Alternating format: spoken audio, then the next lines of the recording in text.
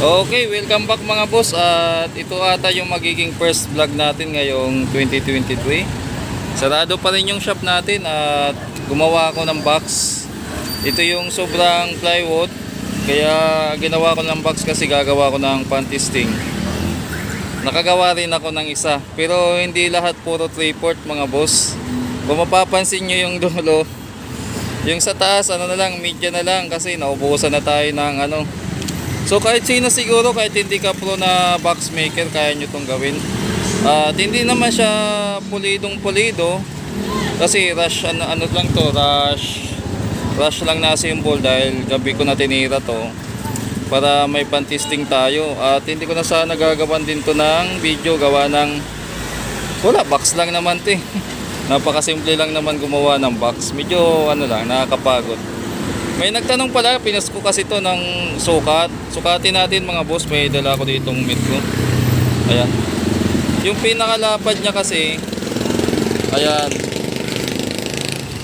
14 inches. Tapos yung pinaka ano naman niya, kapal niya, ayan. So, 13, kulang-kulang 13 and a half. Yan. Umaabot na siya ng 34 cm. Yan, 34 cm na siya. Yung pinaka height niya naman niya, ito yung pinaka height. Ayan, ayusin natin, no. Yan, yung height niya ay 25. Yan, 25 mahigit o kaya 64 and a half.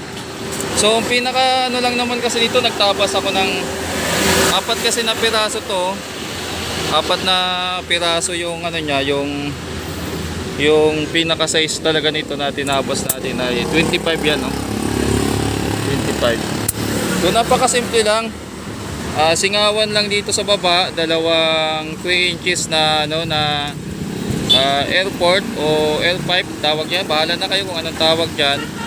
Tapos isang 12 inches na D12. 12 inches na nga D12 pa. 12 inches na speaker. Crown po ilalagay natin dyan, yung galing sa ano.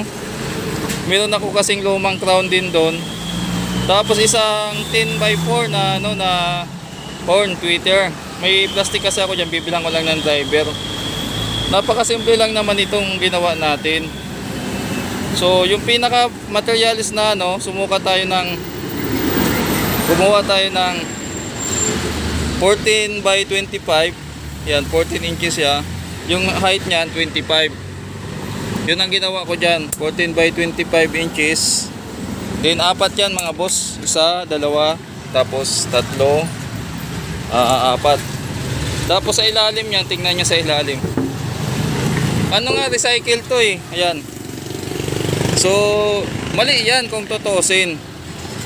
Mali yung procedure niyan kung babasihin mo, kung ibabase natin sa mga ano, sa mga professional na box maker.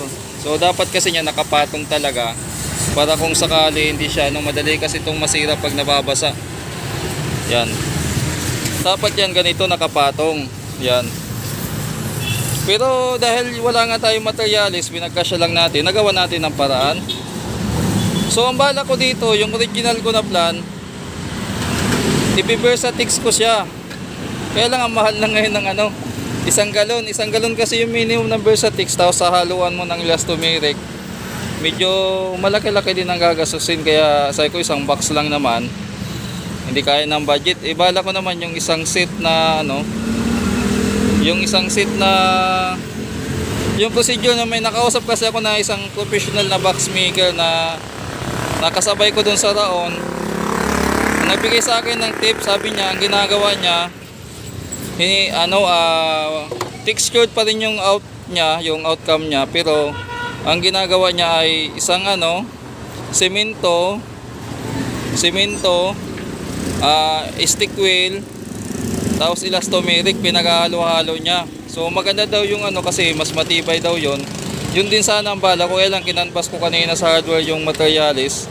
Hindi talaga pumasok na sa budget mga boss, at dahil mag-iisang buwan na nga tayong nakasara, umabot na sa sa limitasyon yung kumbaga naubos na rin talaga yung budget ko. Kaya balik tayo, elastomeric na lang siguro na pinturang gagamitin ko dito.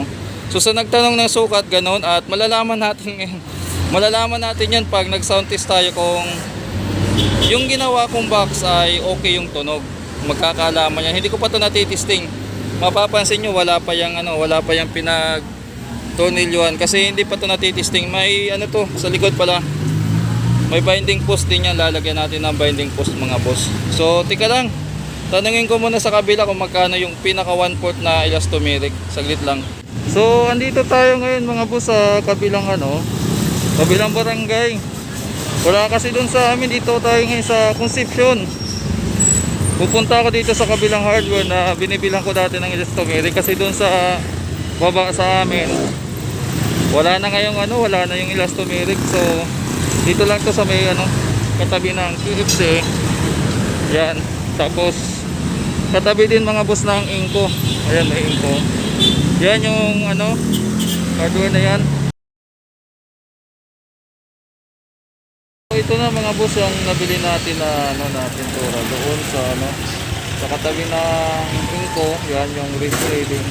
Uwi na tayo. So lalakarin ko na lang mga boss dito sa So mamaya tingnan natin kung effective to. At yung presyo pala dito may resibo tayo, papakita ko mamaya. Lakad na tayo pa uwi. Malapit lang naman to, mga 2 kilometro lang. Nilakad ko lang tanghaling tapat. At nga pala nasa andito tayo sa simbahan, malapit. Gilid kasi ito na simbahan, dinadaanan ko mga boss. So mamaya update ko kayo dito. Ayan mga boss, ito na yung yung resibo na pinagbilan natin. Yung presyo pala ng elastomeric na block ngayon ay 220 na. May liit lang to mga boss. Rain or shine, ayan. Ayan, labasan natin. Ito yung roller na gagamitin natin.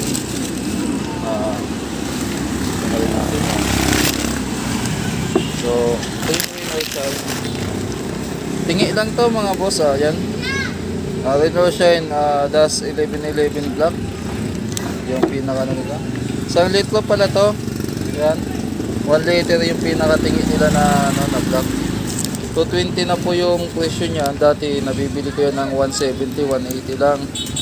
Pero after na mag-pandemic yan, tumaas na rin. Yung roller ganun din, tumaas na rin. 60 na yung roller natin, yung cotton type. So pwede naman to gawin natin, haluan ng semento at yan, lalabnaw pa siya. Idirekta na lang natin itong ipipintura. At wala na tayong time, wala na rin yung budget, kailangan na natin magbukas. So kailangan lang natin to pinturahan para hindi naman hindi naman madadamage ng biglang mabasa ng ulan kasi sa labas lang to, baka mabasa. Pero yan, kininis ko muna to mga boss. Niliha ko muna ng niliha hanggang sa kuminis bago natin pinturahan. So tingnan natin kung hindi naman siguro ito maubos sa isang box lang. Pero kahit na pinturahan na natin to ng tawag dito ng nito elastomeric, pwede naman natin gawin ulit yung procedure na iti-texture natin kumuna. So bakit elastomeric yung yung kinuha ko? Yung elastomeric kasi mga boss, medyo mas mataas ang presyo nito kaysa karamihan kasi enamel. Yung enamel kasi, yung pambakal, mas mura po yun, kaya lang ang tagal matuyo at saka may amoy. Ito po walang amoy kasi water based to. So ayan waterproofing din, elastomeric waterproofing. Water based po to. So pwede natin tong dagdagan pa ng tubig para dumami o lumabnaw. Pwede naman natin to direkta na. Tapos hindi naman talaga to as in yung black na katulad niya, makikita yung black na yan na glossy. Pwede natin i-finish ng glossy black na spray paint na lang, yung mga Pilox ganon. Tingnan ko lang yung may natira pa ako diyan pang spray. Tingnan ko lang kung glossy ko, pero kung flat black yun hindi ko gagamitin kasi parang flat black din ang dating nun. Nabubulol ako. So dito tayo sa gilid at medyo mainit. Tika lang mga boss, i-prepare ko lang yung simulan na natin to.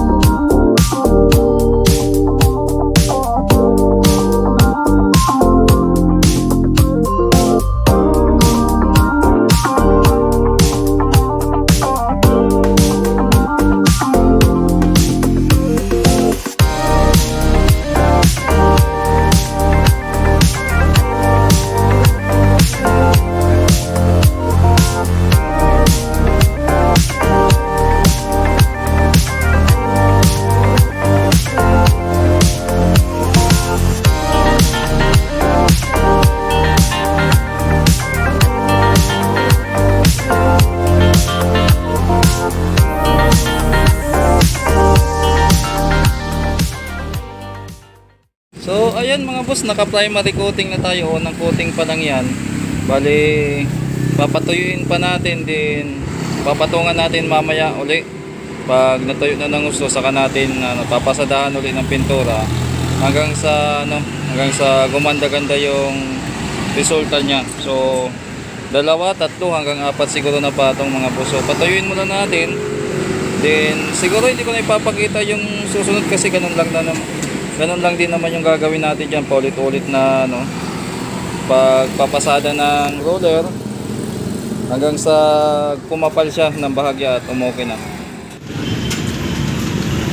So ayan mga boss, at matapos na nga natin pagpintura. Nakailang patong din to. Medyo hindi siya makinish, parang semi texture din ang datingan niya. Pero ito kasing kaibahan mga boss, pag mapapansin nyo dito.